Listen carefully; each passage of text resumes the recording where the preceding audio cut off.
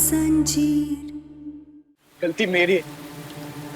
मैं भूल गया था धोखे की फितरत। वो वहीं से मिलता है जहां से उम्मीद ना हो। और आज विदाई के वक्त तुमने अपनी माँ, अपनी दादी और भोला को भेजा मुझे मनाने के लिए। उन्होंने पूरी कोशिश की कि मैं इस पकड़वा शादी को मान लूं, पर मैं चुप रहा ताकि मैं अपना पीछा छुड़ा सकूं इस गांव से, इस शादी से और तुमसे। पर डॉक्टर बाबू, दूर हटो मुझसे।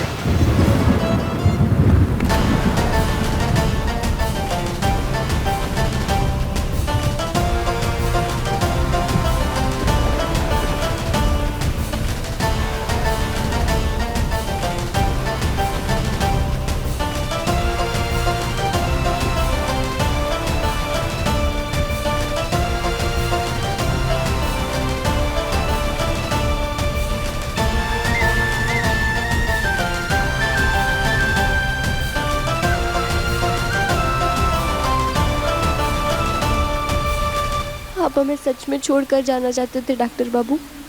हाँ, और क्यों नहीं छोड़ूं?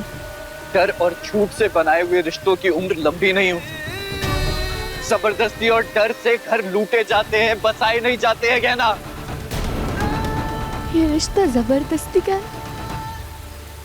ये सिंदूर जबरदस्ती का है, ये मंगलसूत्र जबरदस्ती का है। ये रिश्ता प्यार का नहीं, डर का है। तुम इतनी हैरान क्यों हो रही हो? अरे तुम तो जानती हो ना, तुम्हारे भाई भोला ने मेरे भाई ईशान को जान से मारने की धमकी देकर इस शादी के लिए यहाँ बुलवाया है। बंदूक? ये सारा खेल तुम्हारा ही तो रचा हुआ था। खुद ही शतरंज बिछाया, खुद ही मोहरे चले, सामने वाले को खेलने का मौका तक नहीं दिया और मात भी दे दी। भाग है ना, क्या कमाल की खिलाड़ी हो तुम। नहीं डॉक्टर बाबू, आप हमारी बात तो सुनिए, हमें एक मौका तो दीजिए। कुछ नहीं सुनना है मुझे। एक बात मेरी समझ में आ गई है, हम जितने मौके देते रहेंगे ना, तुम्हारे जैसे लोग उतना ही धोखा देते रहेंगे। ऐसा कुछ भी नहीं है, हमने आपको कभी धोखा नहीं दिया। डॉक्टर बाबू, एक बार हमारी बात तो सुनिए डॉक्टर बाबू।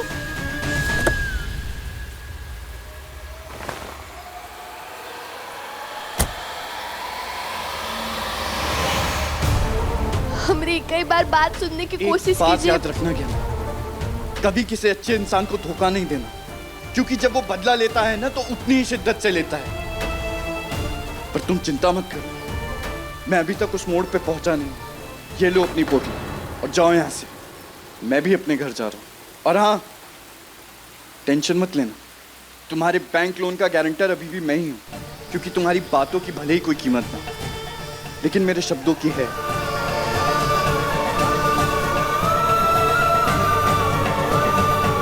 डॉक्टर बाबू, ये लो, ये कार्ड अपने बैंक मैनेजर को दे देना। और अगर तुम्हारे लोन से रिलेटेड कोई भी सवाल हो, कोई भी मुश्किल हो, वो मुझे कभी भी कॉल कर सकता है। लेकिन भूल के भी तुम मुझे कभी कॉल मत कर। आज से तुम्हारे मेरे रास्ते अलग हैं। मैं अपने घर जा रहा हूं, तुम भी वापस अपने घर जाओ। और आज से, अभी से हमारा रिश्ता, हमारी शादी सब खत्म।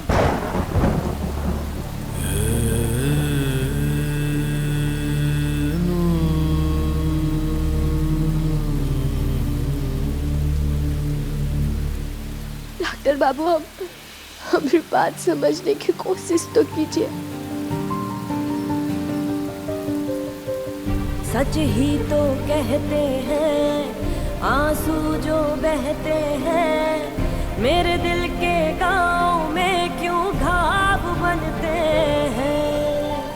किसका क्या कसूर इसमें, कैसे ये तय होगा, जाने क्या होगा, जाने अब क्या होगा। साथ तेरा बिछड़ा तो सब कुछ बिखरा है, तू हमारी कहानी का आधा हिस्सा है। आग और पानी सा अपना किस्सा है, तू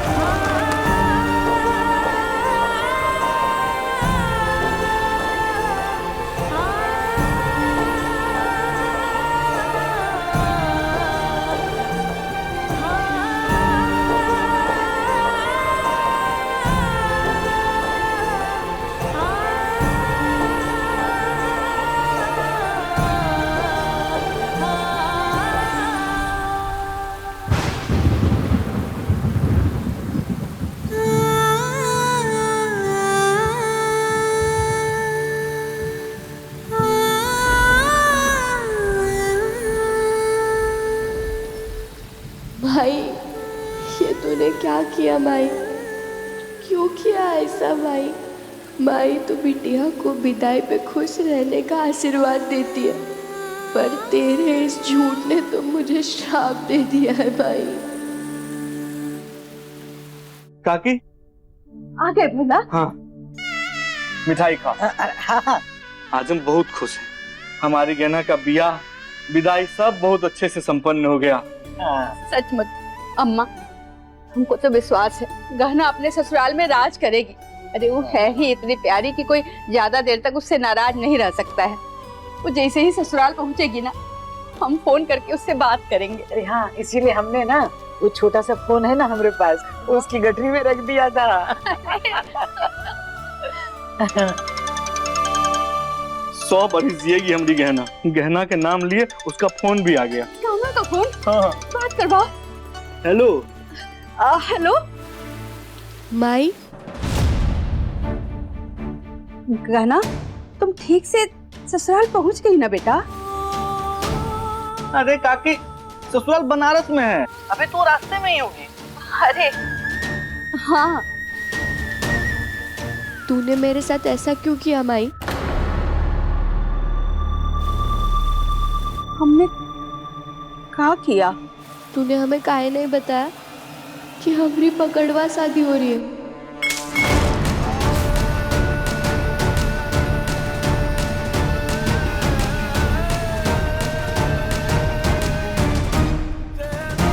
बोलना भाई, काहे किया इतना बड़ा धोखा हमरे साथ? काहे कि हमको पता था कि तुम इस शादी के लिए कभी हाँ नहीं कहोगी, और शक्ति सिंह से तुम्हारा शादी हो जाता तो तुम्हारा जीवन नरक बन जाता। इससे बचाने के लिए तुम्हारी पकड़वा शादी डॉक्टर बाबू से करवाना पड़ा। पर माई, अगर वजह सही हो तो गलत काम सही नहीं हो जाता ना? तुझे हमें बताना चाहिए था माई। तू काहे चिंता कर रही है? देख बिटिया, जो होता है ना अच्छे के लिए होता है। देखना आगे भी सब अच्छा होगा। और अब तो जमाई बाबू भी तुमको अपना लिए हैं ना, है ना?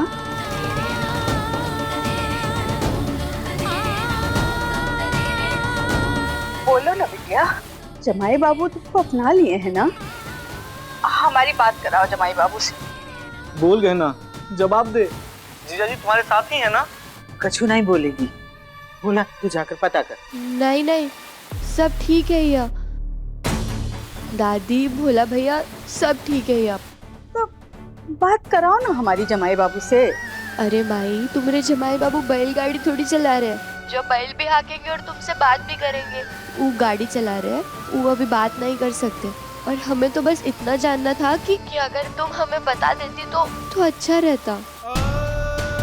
जिंदगी बस अब एक अनजान किताब की तरह बन गई है। अगले पन्ने पे क्या होगा अब कुछ समझ नहीं आ रहा है। गना, तुम हमसे कुछ छुपा नहीं रही हो ना? तूने जो हमसे छुपाया है माई, उसके बाद अब हमारे पास छुपाने के सिवा कुछ रास्ता नहीं बचा है। माई, हम तुझे बनारस पहुंच के फोन करते हैं। अभी हम रास्ते में हैं। गना,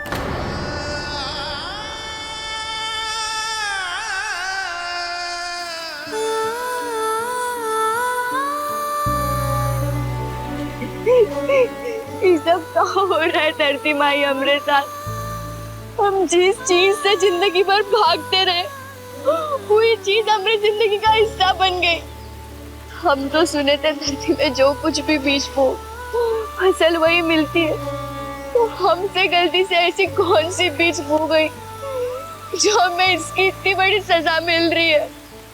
और हमारी माई ने जो कुछ भी किया वो बेटी समझ कर किया, पर डॉक्टर बाबू के साथ जो कुछ भी हो वो कितना गलत हुआ। वो उनकी तो कोई गलती भी नहीं थी इसमें। अब तो हमरे माफी मांगने से कुछ फर्क नहीं पड़े, और वैसे भी माफी गलती की होती है और ये तो गुनाह हो गया। हम क्या करें? हम ना ही डॉक्टर बाबू पे बोझ बन सकते और ना ही लौट कर गाँव जा सकते, फिर ना पूरा गाँव हमारी माई पे उंगली उठाएगा और खास करके वो शक्ति सिंह, वो हमारी माई और हमारी दादी को जीने नहीं देगा। हे भोलेनाथ, हम क्या करें? दंगल एक्सप्रेस चैनल को सब्सक्राइब करिए